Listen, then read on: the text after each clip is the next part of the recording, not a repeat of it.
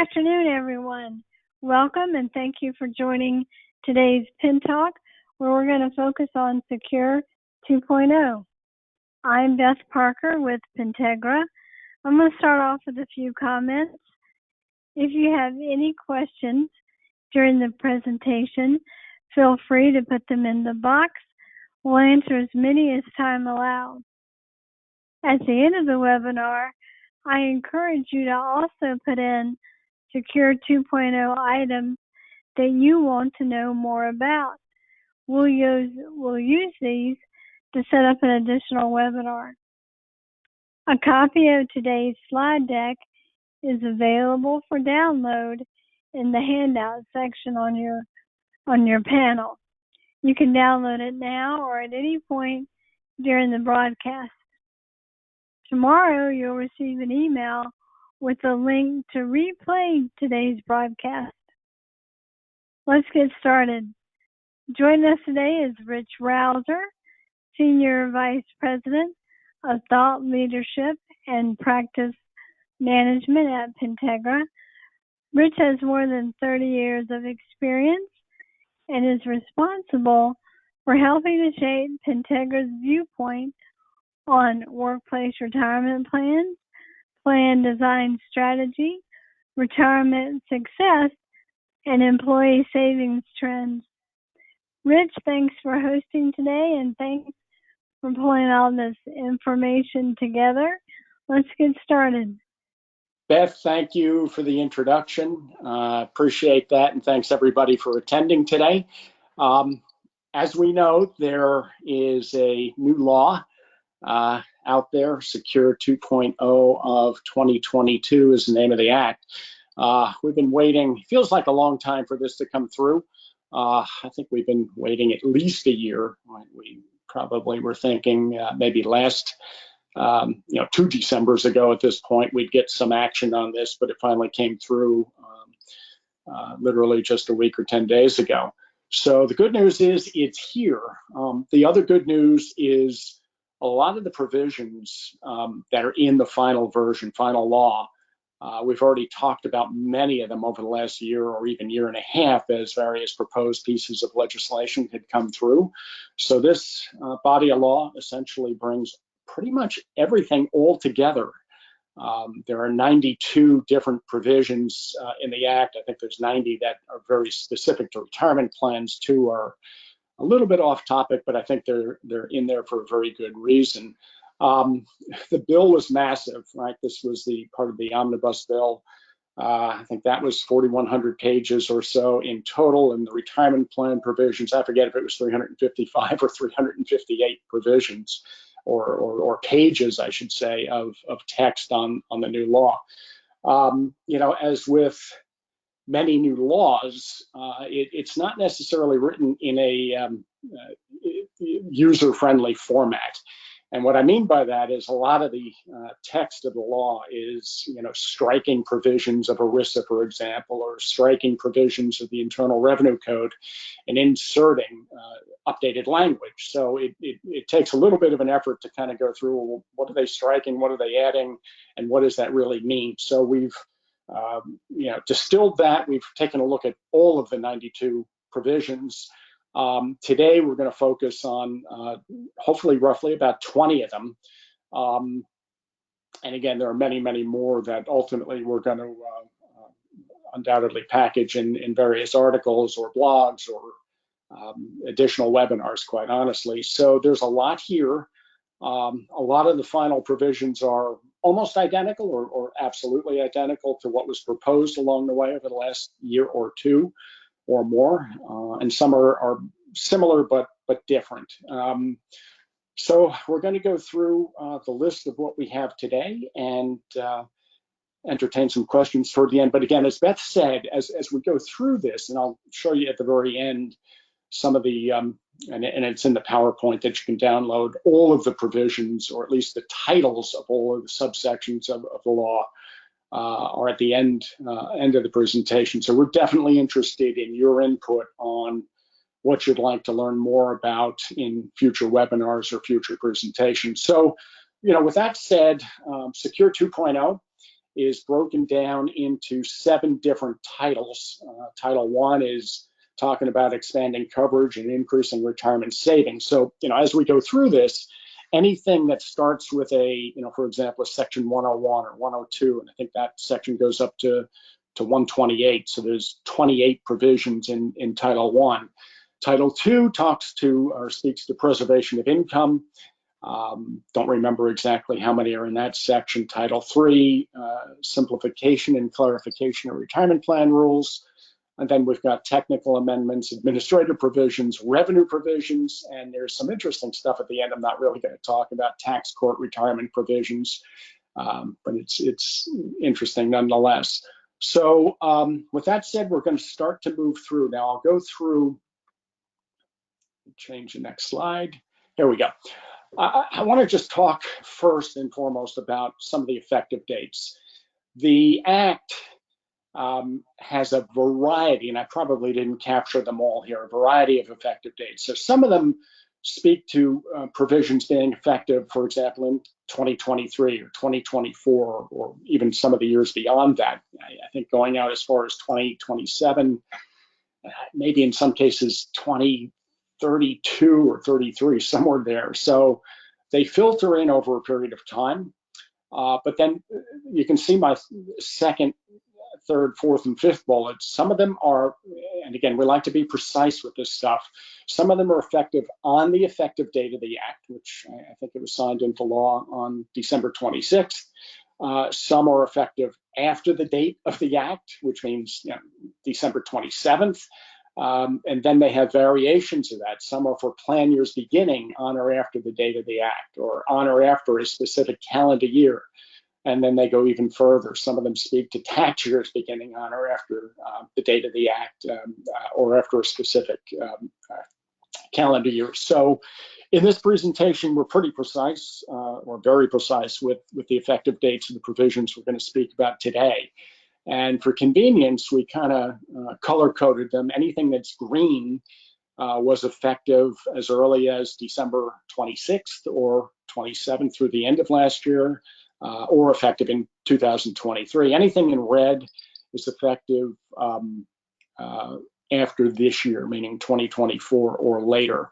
So just to give you an idea, I know ahead of this this call we solicited input from a whole variety of people, and some were like, well, hey, how come you're not going to talk about whatever?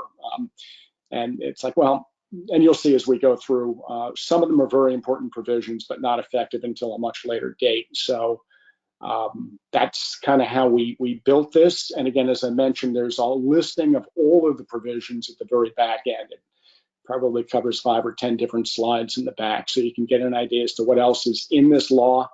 And again, keep in mind, we're going to keep this webinar open after I conclude for probably about 5 minutes. So if you want to type in other specific interests, that would be very much appreciated. It'll help guide us in terms of future presentations. All right, so we're going to start with the top 20. Top 20 starts with actually the very first section, section 101 of the Act, expanding auto enrollment in retirement plans. And you can see, I'm going to just jump to the red section. Provision is effective for plan years beginning after 2024. So this is all going to be effective in essentially 2025. But essentially, auto enrollment is going to be required for new plans. And it's also going to be a mandatory feature for employers adopting a multiple employer plan. And it applies to plans with 11 or more employees, but there's also a longevity kind of a rule, meaning new businesses, for example, or entities that have been in effect for less than 3 years. The provision will not be effective immediately for them. Gives them a little bit of time to ramp up if they're essentially a new business. So essentially, if it's a new plan though, and again, this you got to look out to 2025 for these new plans, it's going to have a deferral percentage, auto deferral percentage of anywhere from 3 to 10% of pay. It's got to have an automatic escalation feature with a cap of either up to 10 or 15%, and there's some some differences in how that works exactly. So we're not going to dive super deep into that right now. But again, as I said, this is really for new plan formation and certain, as I mentioned, multiple employer plans, MEPs, and or PEPs as we call them. We kind of put them in the same category. And again, there's a grandfathering effect of this section 1.01 for plans already in existence. It's interesting when I look at something like that where they kind of grandfather in a group, it's kind of leads me to believe at some point, they could come back and say, well, it's going to be mandatory for all plans. So sometimes when you see grandfathering, it's like, well, that's what we're doing for now, but at some point, maybe they will change that and make it a requirement for all plans somewhere down the road. But right now, that's not built into it. And on the MEP, again, that piece of it gets a little bit more complicated in this law, but the provisions apply separately with respect to each employer in that multiple employer plan or in that PEP. So, what I'm getting at is certain aspects of the 3-year rule for the business being in effect for the 3-year period of time. That's how that would work. So, and just one quick thing here. The law was, I think, signed on the 29th of December. So, scratch the 26th that I said earlier. So that's section 101. And one last point there for now is the plans have to use a qualified default investment arrangement, meaning, if a participant is for some reason not selecting an investment choice on auto enrollment, it would go into the, as we call it, the QDIA.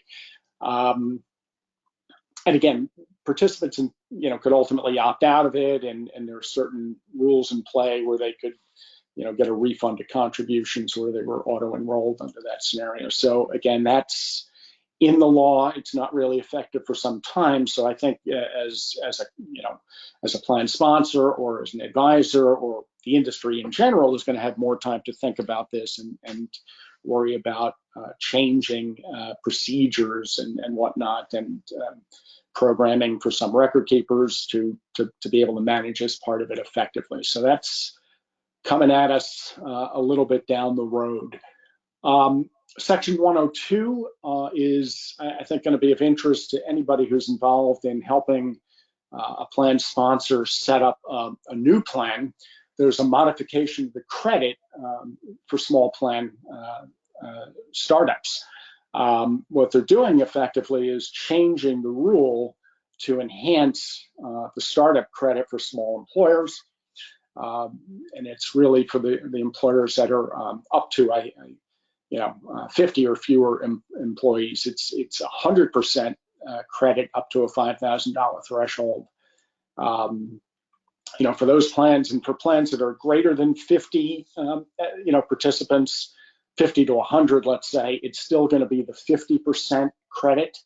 And they leave it to the government to make it simple. They phase it in, right? If you have 52, it's a different percentage, and so on and so forth. So again, that is effective for plan years beginning after last year, right? Meaning this year.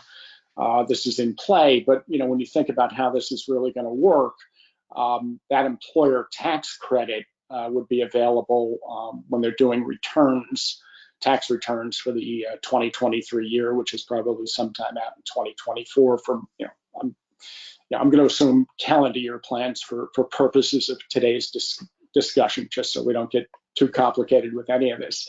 So again, taking advantage of these additional credits, if you're a small employer that fits that category, is still going to be some time off. But certainly if you're involved in helping a client, or if you are a client or a plan sponsor, let's say, looking to set up a new plan, you should be aware that the tax credits by and large have been enhanced along the way to essentially create, promote, I should say, new plan formation. I think there's another portion of the act we're not really going to talk about today, which provides funding for promotion, advertisement, if you will, of that new credit. Section 103 of the Act is called the Savers Match. So the existing Savers Match is going to be revamped under this provision. Now, again, I'm going to jump to the effective date in red, effective for plan years beginning after December 31, 2026. So again, this is some time out, but this is an interesting provision where essentially the government is going to be making matching contributions for certain individuals. And I think we have some detail here. The Treasurer is going to match 50% up to $2,000 for participants who are over the age of 18.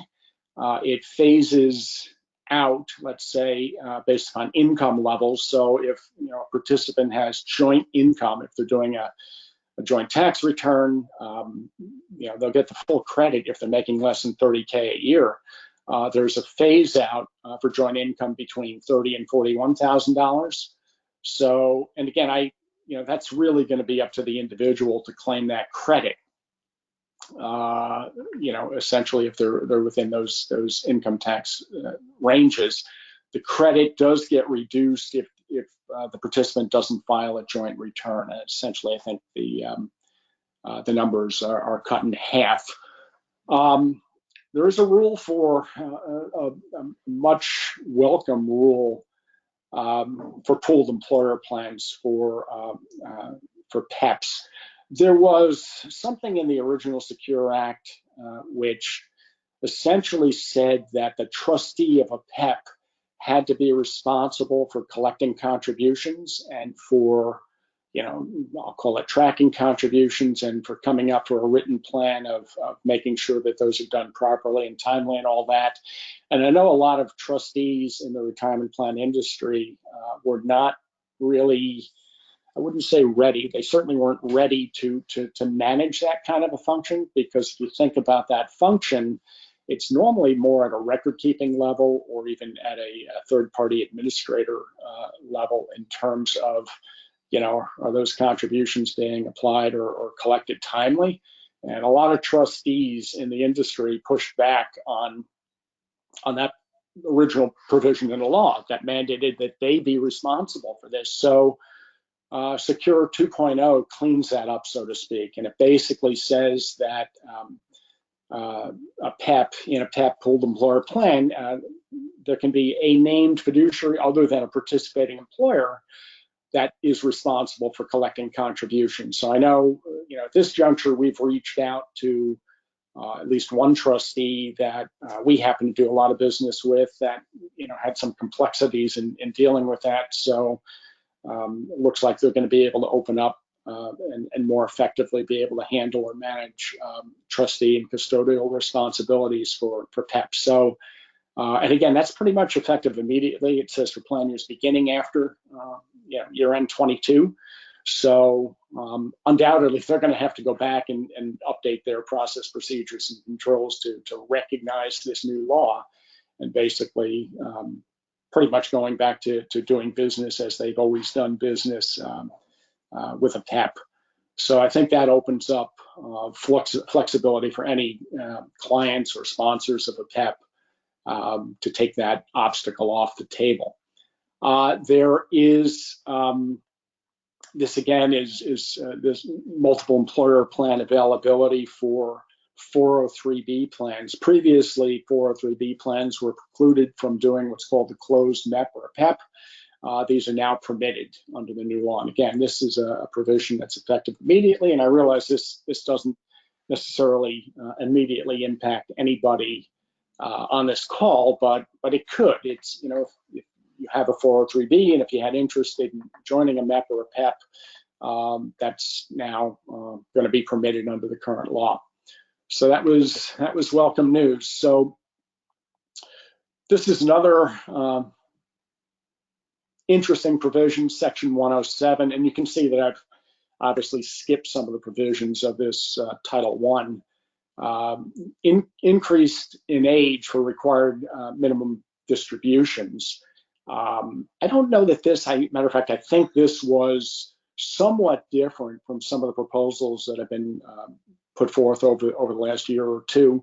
But essentially, the RMD age is going to be increased for certain people to either age 73 or age 75. And the way it works is, it is age 73 if you happen to attain age 72 after the end of last year. And also the other requirement is you've got to attain age 73 before January 1 of 2033. So, if you don't fit that category, and if you're not already collecting, right, if you've already are doing RMDs because you've already attained age 72, then, it is what it is for those people. Or it could be age 75 if you attain age 74 after December 31 of 2032. So, I think at a certain point in time, we're going to have 2 or 3 different RMDs to deal with. Now, again, when I look at the industry in general, between, whether it's the record keeper or the third-party administrator who's responsible for doing those calculations of RMDs, and they typically do it as a benefit or a service, not that they're required to do it, but it's really the plan sponsor that has the responsibility for making sure RMDs happen timely. But again, a lot of service providers kind of step in to fill that gap and help not only with the computation of the RMD, but also the timing of when it's got to be done. So undoubtedly, there's a significant amount of programming and reprogramming that needs to be done to account for that change in law. But again, there's a bit of time for them to get to it. Another interesting one that was in the new law is Section 109, higher catch-up limits apply beginning at ages 60s through 63. And again, they have specific requirements on how that works. Now, again, there is a little bit of a time delay as to when this kicks in. This is effective for tax years. Notice, again, I think this is maybe one of the first ones that we've seen that applies to a tax year beginning after a certain point in time. So tax years beginning in 2025 is where this applies. So catch-up limits at those ages, for most plans, not all, but for most, will be $10,000. And then they have some other provision, 150%. I won't go into all the details there. So essentially, it's a pretty significant increase in the catch-up contribution limit. And again, the specifics is that catch-up, upgraded catch-up limit applies if you're age 60, but not have attained age 64 before the close of the year. So that's the way they wrote the final law on this. I know that was proposed previously. It might have been proposed in a somewhat different fashion previously. I seem to recall that, might have been just as simple as, hey, at age 60 and above, you can do, the additional catch-up. So they put a little bit more wrinkle into it, but it is what it is. And I think that's good news, obviously, for plan participants who have the wherewithal to take advantage of that. And just a quick note, simple plans have different catch-up limits, so we're not going to go into that portion of it today. This is a big topic, student loan payments being treated as elective deferrals. We've been talking about this for, my gosh, I want to say 3 or 4, or maybe even 5 years. And you'll recall maybe prior webinars we've talked about this. I think it was Abbott Labs was one of the first companies that ended up getting a private letter ruling on this issue that permitted them to take advantage of this. And there's been a call in the industry to allow other companies to be able to do this. So this is finally here.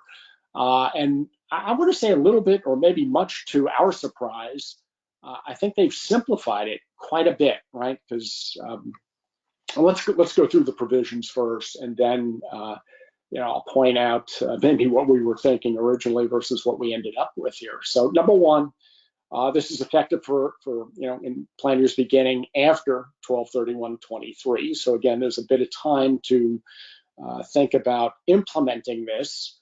But essentially, it says qualified student loan payments. And by the way, that's a defined term in the law. So again, I won't go into the detail on that today, but it's probably pretty much what the obvious is on that. But it is very specific as to what qualifies as a student loan payment. there's other provisions. If you're subject to ADP testing, that can be done separately. Who get matching, if they get matching contributions in the plan based upon this provision. So it applies to pretty much across the spectrum: 401k, 403b, 457 governmental, and simple IRA plans. As I mentioned earlier, student loan payment is a defined term. And we can, go into that in more detail. But I think the big change here is that the employee can self-certify as to the amount of the student loans they repaid during the course of the year. Early on, I know I spoke to a couple of other companies that were kind of gearing up to provide a service to employers to help them track student loan repayments and to kind of, do all that extra legwork that really would be necessary to make this thing work effectively. They basically, you couldn't ask for a simpler provision. The student self-certifies. Undoubtedly, we'll have to create forms of whatever to do that self-certification and to report the amount of student loan repaid and all that good stuff. But again, there's time to put that extra work or extra certifications together, if you will, and the employer may rely on that, right? There's no reason they can't rely on it. The law is pretty clear that the plan sponsor can rely on it. The other flexibilities that might have been stumbling blocks to anybody looking to implement this thing is that student loan match that's made to the plan does not have to be made on a payroll by payroll basis. Not saying that it couldn't, but I think that would be cumbersome to administer it that way. But essentially, the way I read this law is you can kind of get that self-certification from the student up to, let's say, roughly 3 months after the end of the plan year, do the calculation and fund the match on that basis. So timing of that matching contribution, I don't think really is going to be an issue. They have really, really simplified this from, I think, what anybody in the industry thought they would do. So, and again, there's some time to implement this. Just before I move on, a couple of other things on student loans. It's got to be in the plan document, and it's got to follow, certain disclosure rules. There are notice requirements, things of that nature, things you would normally expect with this type of a provision. So it doesn't automatically get incorporated into your plan, but it's an optional provision that can get added to a plan for plan years beginning in 2024. So that was kind of a cool thing that we found in this law. Withdrawals for certain emergency situations. Now, this actually in the law, I think we talk about both of these points today, comes in two flavors. The first flavor is that they're going to allow withdrawals for certain emergencies for participants. They're going to exempt it from the additional 10% excise tax for early distributions. And it can apply to up to one distribution of up to $1,000 annually for the participant. And they do have, and here comes complexity, right? Participants have the option to repay that distribution within a 3-year period of time.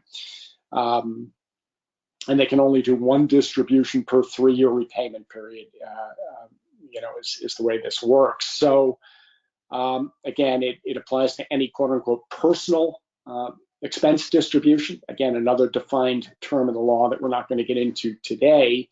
But the employer or the plan sponsor, in the law they say the employer, but it's really plan sponsor, can rely on the employee's certification for that emergency withdrawal.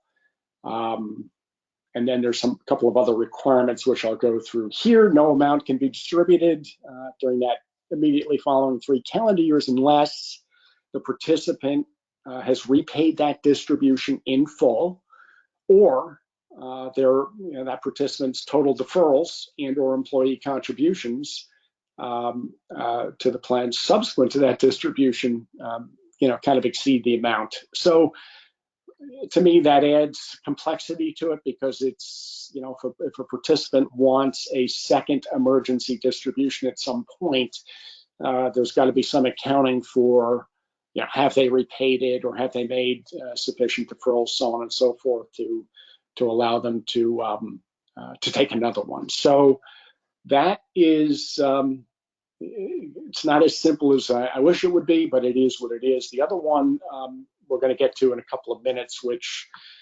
talks about whether you call it an emergency sidecar account or emergency savings account. I think we cover that coming up, so we'll talk about that when it comes up. Improving coverage for part-time workers. Boy, we've been talking about this for a number of years. Actually, I think at least since the Secure Act was passed in late 2019, I guess it was, right? So, and again, they're pushing off, number one, the effective date for plan years beginning after December of 2024. And you might have heard me in the past call this the LTPT, long-term part-time eligibility rule, and essentially allowing long-term workers who never work enough hours to become eligible for the plan, right? Because a lot of plans may have a 1,000-hour requirement to become eligible. But this is saying if they work 500 or more hours per year for 2 consecutive years, they got to be eligible to participate in the plan. Now, that doesn't mean, similar to some of the old rule on this, doesn't necessarily mean you have to do matching contributions. You could, but you don't have to. But the good news is they push this off yet again because there is a record keeping, or I should say maybe an employer tracking issue associated with this.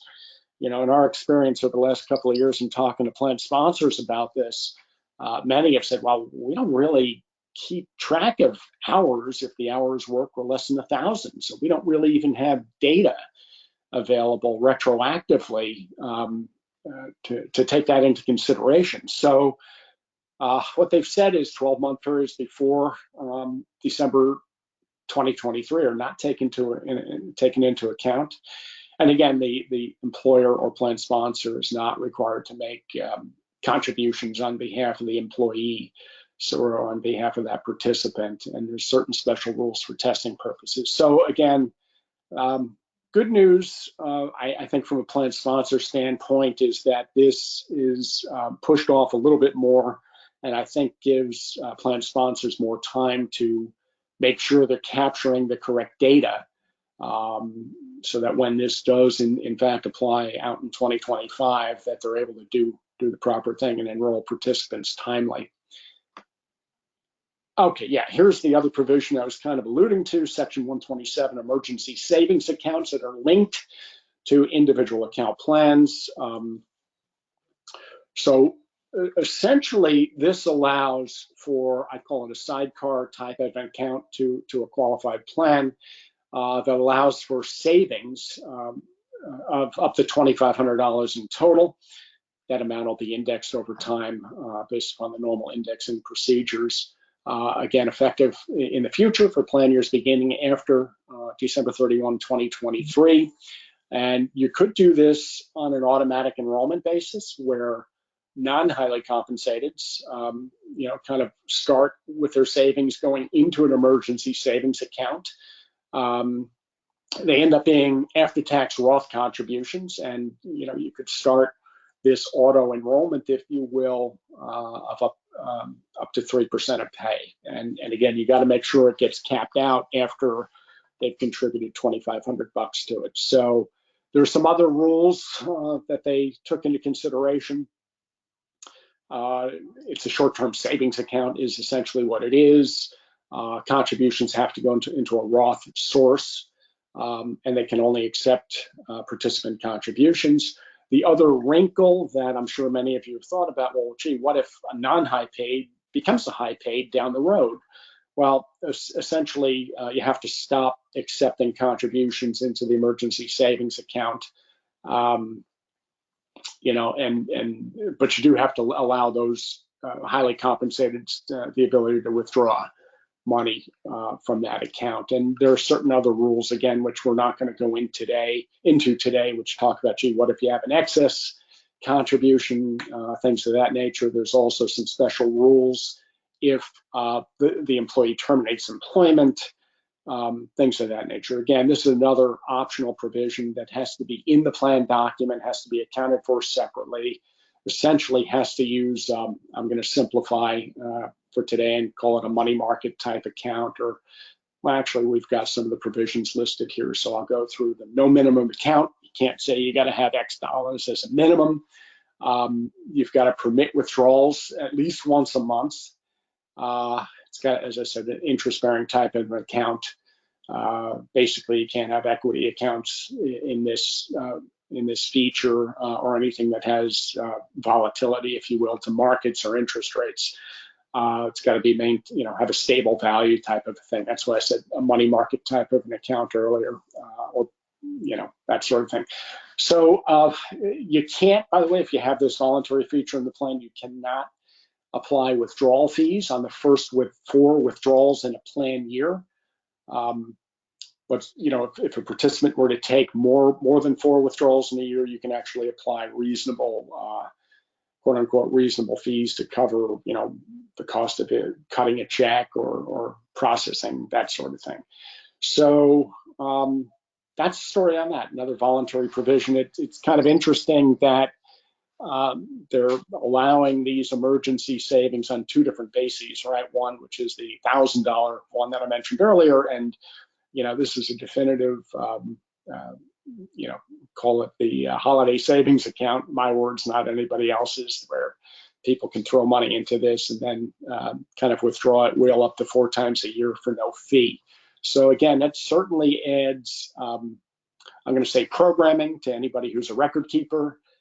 It adds extra work, if you will, for anybody who's doing TPA type services in terms of processing these distributions and accounting for the fact, geez, that they're second or third or fourth or whatever it may be. So there's a bunch of stuff that has to be accounted for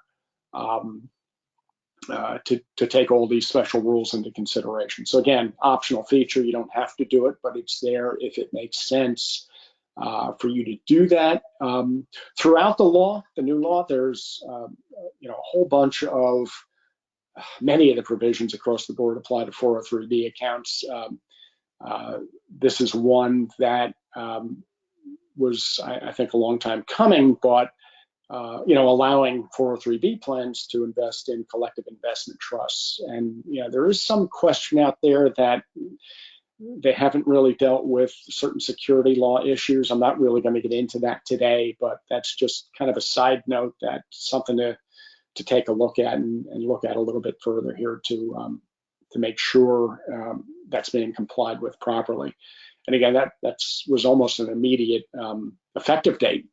There is going to be a creation of a retirement savings lost and found. And I think this is more useful now than it ever has been. And really, it's because of the forced cash outs that have been in the law for many, many years that permit plan sponsors to force out small balances. And I know prior law was 5,000 or less, or I forget if it was less than 5,000. That was the rule. That, I think, is being updated to a $7,000 cash out threshold. But again, that's a separate section. But essentially, it would be a database that would help a participant search for money that is actually potentially in a retirement plan that they lost track of, right? So it's a way for them to kind of search. I take it it's going to be very similar or somewhat similar to what many of the states have set up for unclaimed accounts, right? But I think this will be a database set up more so to help them track money that they may have left behind in a 401k plan that they can't even recall working for that employer.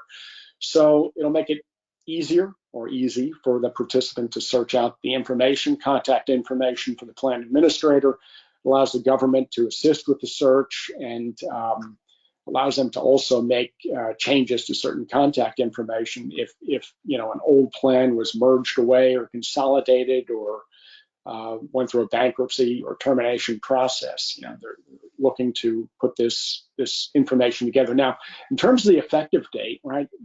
You can see we don't really have, in my view, we don't really have a hard line effective date. The Department of Labor is directed to create the database 2 years, no later than 2 years after the date of enactment. So if the DOL comes through with that database 2 years, no later than 2 years after December 29th of last year, cool, then it's in place. This is one thing that I don't know how much complexity this is going to create for them to figure out how to create this database and make it searchable and secure and all that. And but again, it's on the drawing board to be put in place at some point down the road here. Another provision, Section 312 of the Act, essentially says the employer or plan sponsor can accept an employee's certification on hardship conditions. Essentially, participants can self-certify, and that I know has always been, I won't say an issue, but it's always been the burden of the employer, right, to a plan sponsor to make sure that the hardship is being made for bona fide purposes and that it's in compliance with the law and all that good stuff. So again, this is effective immediately. However, I think there's going to have to be a revamp of process, procedures, and controls in order to take advantage of this provision. Notice the title of this section says the employer may rely. So that means they don't have to rely, and barring any revised procedures, it's, I would suggest you don't change your procedure right away until you've nailed down exactly how that participant is going to self-certify to that event, right? They're undoubtedly going to have to sign a form. And I think there's also something in this law that is, there will be some regulations that will be produced that deal with the issue of, gee, what if the employer knows that, that hardship is not a bona fide hardship? But again, I think that's going to be dependent upon regulations that'll be published down the road to deal with that quandary. This section 317 probably may or may not be applicable to most people on the phone, but certainly if you're working with a client, right, who's setting, and we see this in the micro market, where sole proprietors are setting up a new 401k plan, and I think it was the Secure Act permitted them to retroactively set up a plan. Like right now, in 2023, all the way through pretty much at tax filing deadlines with extensions, an employer who's a sole proprietor could set up a plan retroactively for last year, right? And that was, again, I think it was Secure Act that put that in place. But the one thing that was always an issue for those folks is, yeah, they could make, let's say, a profit sharing contribution for last year, or they could fund their DB plan for last year. But the one thing they were not really permitted to do is make an elective deferral. And a lot of sole proprietors who put these types of plans in place do a series of combination plans, combo 401k, let's say defined benefit or cash balance plan.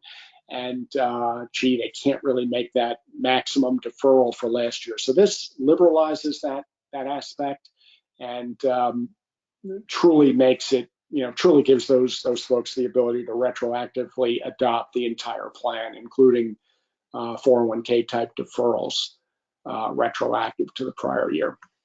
The next provision that we're talking about today, 332, and we get this question all the time, by the way. An employer may have a simple retirement account and they want to replace it with a safe harbor 401k. And it was always complicated in the past, and you couldn't necessarily do it in the same year in which the simple plan existed. Well, this simplifies that provision. And again, delayed effective date for plan years beginning after 12/31/2023. Those folks with a simple IRA plan can replace that with a 401k type plan at any point during the year. They basically put a proration in it to, if you think about the limits on simple plans versus 401k plans, limits are lower. So what they said is, okay, just do a fractionally divide the number of days that the simple plan was in place for that year and come up with a fraction to adjust the limits for the 401k plan for that year, and that's how the new 401k plan would work. It would have to abide by a proportionate or fractional share of limits for the year in question. So it certainly simplifies it, liberalizes it, makes it easier for a client or a plan sponsor to move from a simple to a 401k, and it sets out the rules. I don't know what they do in a year that has 365 days, because the law is, as always, pretty precise. It says the denominator is 365. So I don't know what you do in a leap year, but the math gets a little funny, I guess, in a leap year. But maybe they didn't want to deal with it at that point. Maybe there'll be future guidance in what you do in terms of a leap year. Maybe the denominator changes to 366. Another provision that you'll recall, or most of you will recall, that Secure Act established PEPs, pooled employer plans, but they also established, we used to call them GOPs, a group of plans. And subsequently, the DOL changed that lingo to DCGs, defined contribution groups. But interesting, in the final law, they continue to call them GOPs, which is fine. They took one of the biggest issues off the table with GOPs, and that was with respect to the audit requirement. Secure Act made it pretty clear that if you were a large employer in a group of plans, you had to have an audit done on your plan. And by the way, that differs from a PEP or a MEP, right? PEPs have special rules on audits, but it's, essentially is an audit for the entire PEP. MEP audit rules, again, are a little bit different from PEPs, but again, it says one audit for the entire plan. And I think when the original Secure Act came out, many providers were saying, hey, well, hopefully they're going to do the audit requirements similar to a PEP or a MEP for that matter. But they did. They essentially said each individual employer over 100 had to have its own audit, but they also had something in there that alluded to the fact, or probably more than alluded, that kind of said, hey, you really have to have a trust audit, encompassing all the assets of all the employers. And I know I've spoken to a lot of accounting firms on how that would actually work, including the largest accounting firm in the country who does employee benefit plan audits. And they said, well, they had a way of doing it, and they explained to me how they, but here's the bottom line, takes that issue off the table.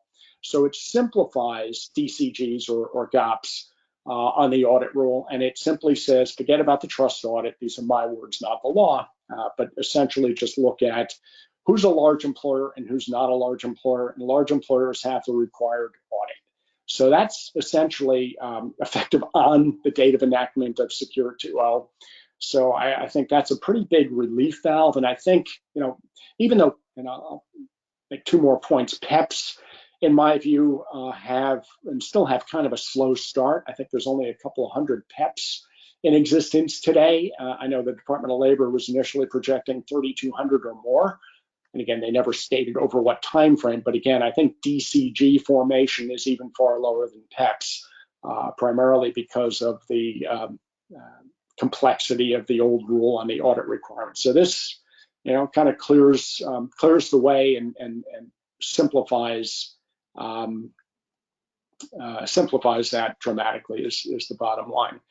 The next provision is Section 350, Safe Harbor for corrections of elective deferral failures. And this really is I think there's a voluntary compliance program that's ending, right? That's, I think, one of the reasons for this provision.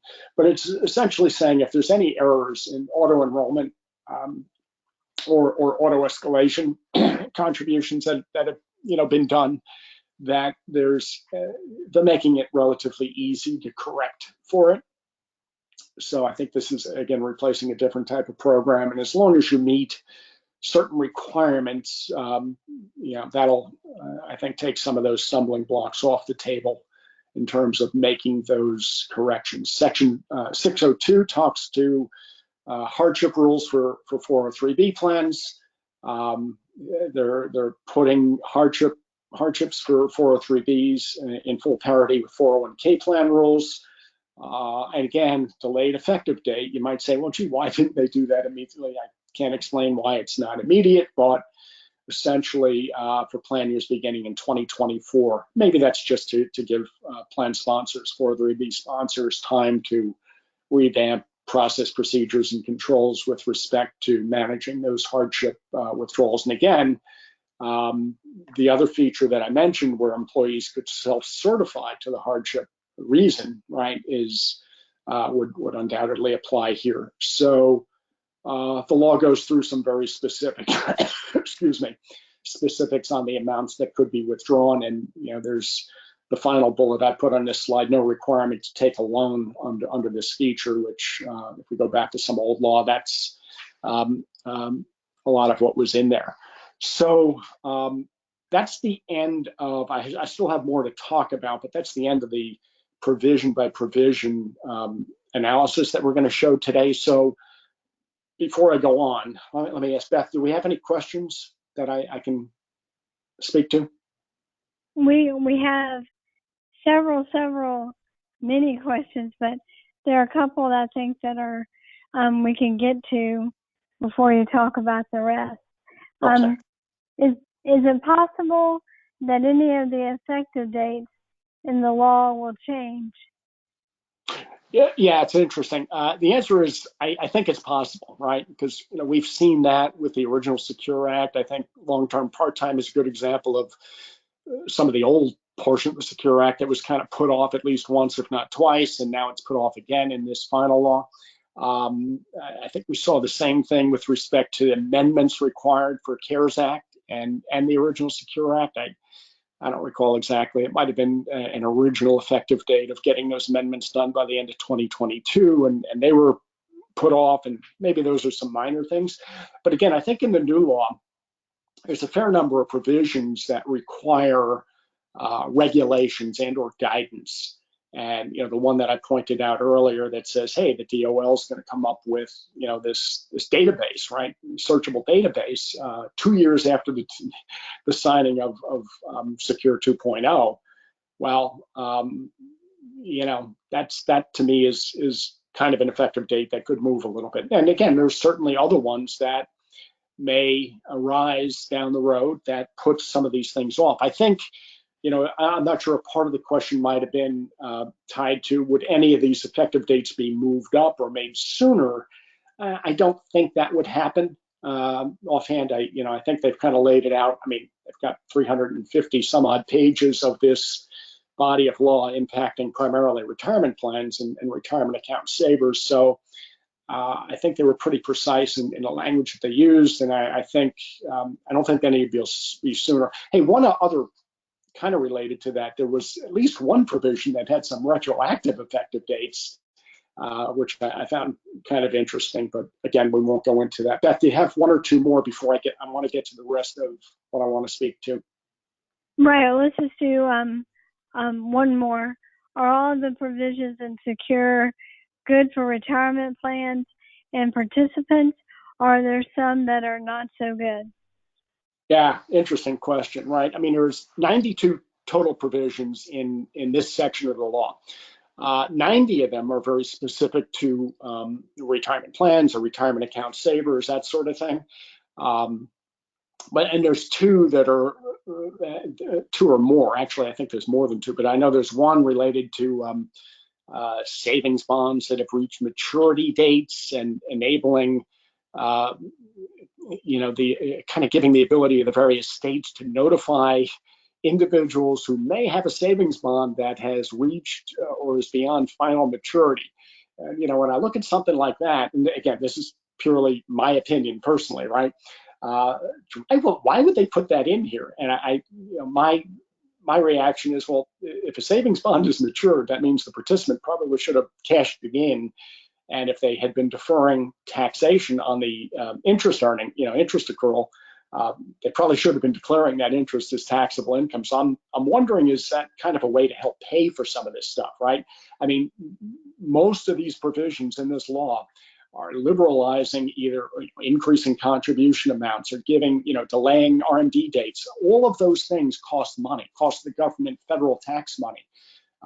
It's less tax revenue that's coming in the door. So I wonder if this isn't a way for the feds are kind of giving the states the ability to nudge participants to create additional taxable income. Again, personal opinion, so put that aside. There's another provision that's cutting back or limiting deductions on, I'm not going to be precise, but contributions to maybe a charitable trust or something like that. And I'm like, well, limiting a deduction, that means if you're limiting a deduction, there might be more taxable revenue somewhere down the road there. And again, there are some other interesting provisions that come into play if there's an assassination of a tax court judge, things of that nature, which are, I don't think is really going to impact this group. But some other, there's 2 to 4 interesting provisions out there that. But bottom line is they're all pretty good provisions. Is certainly the 90 that are the core provisions. What I wanted to do is just show you. I'm not going to go through all these. I'm not going to read these slides, but what we've done at the back end of this, we've put the title of every single subsection of the new law here for you. And what I'd urge you to do is kind of go through these. And if you can, we're going to keep this webinar open for about 5 minutes from when I stop talking. If there's anything in particular, right, that you want us to put together and get into more depth in future, whether it's an article or a webinar, whatever it may be, please, please do that. I know I've had a bunch of people already say, hey, what about section, I think it's 113, allows for small financial incentives to be given to certain participants in these plans, and what does that mean? And, so again, I think at a certain point we'll go through all of these, but again, what we'd like is, and I'll just kind of thumb through, a couple of more pages of these things, and you can see we've broken them down by title. So if there's something that catches your eye that you want more detail on, we're open to talking about it and providing more details. So, with that said, I'll conclude for today. Please, take the next couple of minutes, give us some additional questions, comments, whatever, and we will reply to you. Actually, any questions we get, we'll reply to the whole group. So we appreciate you joining today and look forward to speaking to you in the future. Thank you. Thank you, Rich. Thank you, everyone. There's still time to download a copy of the slide deck, and you can find that in the handout section.